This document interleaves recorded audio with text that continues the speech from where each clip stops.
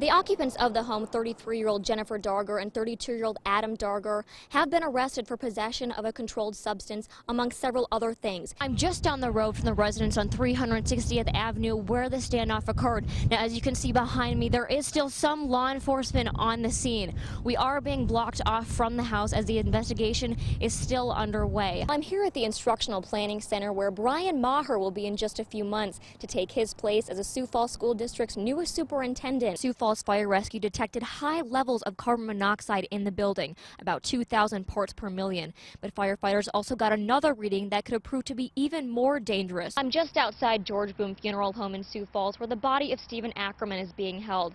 And just a few feet away is the Honor Guard, keeping watch over Ackerman. Around 2 o'clock this afternoon, Lenox police received a call about a shooting at the Protec building in Lenox. The police department, Lincoln County Sheriff's Office, and the Highway Patrol responded to the call and discovered a violent situation had occurred at the building. When people open up their bag, they'll find a variety of things, like a home fire safety checklist, steps to make an escape plan, and information about getting a free smoke alarm safety check from Sioux Falls Fire Rescue. The study shows the two most common forms of distraction leading up to a crash by a teen driver are interacting with one or more passengers inside the vehicle and using a cell phone. The meeting here at the IPC is just getting underway, and it's a fairly good crowd of public school officials, parents, and teachers and students, all here to share their opinion on the school calendar.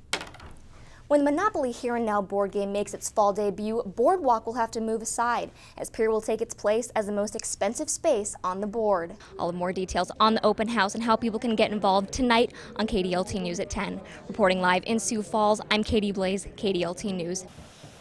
Reese. Though she may seem like an average girl, 2-year-old Reese Whitney is a hero in her mother Marilyn's eyes. She's the strongest little girl I know. Aren't you? In May 2013, Reese went to the hospital for what her parents thought was just dehydration. However, the family received the devastating news that 17-month-old Reese had anaplastic ependymoma, grade 3 brain cancer. We were terrified. I mean, we had no idea what to do or what this meant or what was going to happen. After Reese underwent surgery, she and her mother traveled to St. Jude's in Memphis, Tennessee, where Reese received 4 months of intensive chemotherapy, followed by 30 rounds of proton beam radiation and 6 months of oral chemotherapy in Florida. There's not like a cure or remission. She does have a 3mm spot that they're watching, but we just take it day by day. And a very special day is coming up.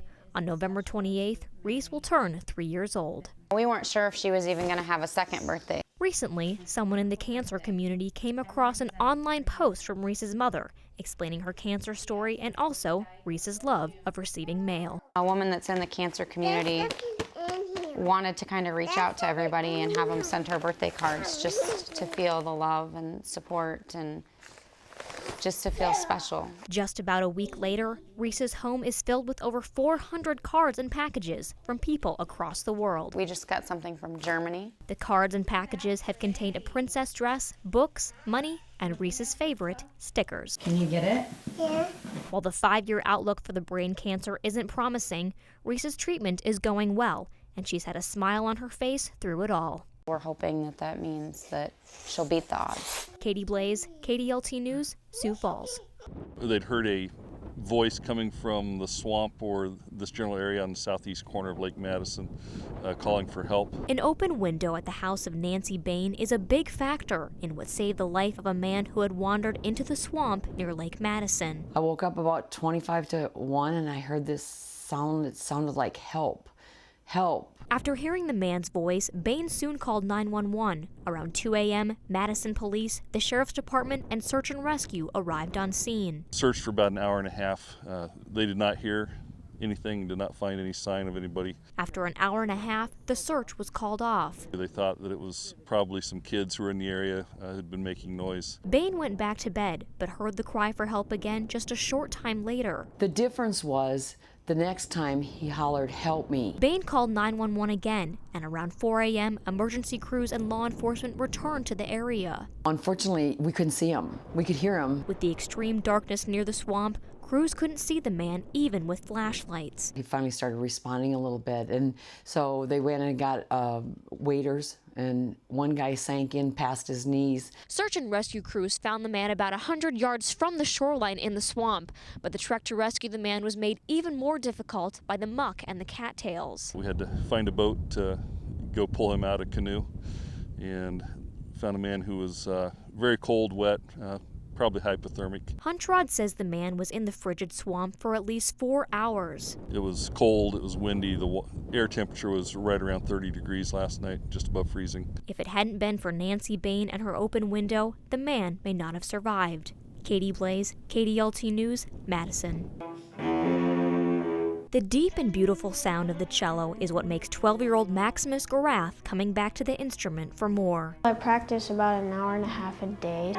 The long hours have given many opportunities to the young musician. I've gotten to perform with the South Dakota Symphony in December. Maximus was also accepted to attend Interlochen Center for the Arts in Michigan, a world-renowned music camp that he hopes to return to this year. And when I went there, it was like the best experience I've ever had with my cello in my life. Maximus is one of just 2 cellists accepted into the Advanced Strings program at the camp, which means this year's program is not only more musically demanding, but financially demanding as well. It's like $8,500 to go for a 6-week camp. While Interlochen awarded Maximus with a $5,000 scholarship, he's still trying to earn money through competitions and performing for people. There's still quite a bit left on the bill, so his former teacher, who now lives out on the East Coast, had suggested that we try this GoFundMe website to see if we couldn't earn donations. Laura says music camps for middle school age kids like Maximus are few and far between, which is why going to Interlochen is so important for the young musician to continue his musical career. So you just can't get that kind of training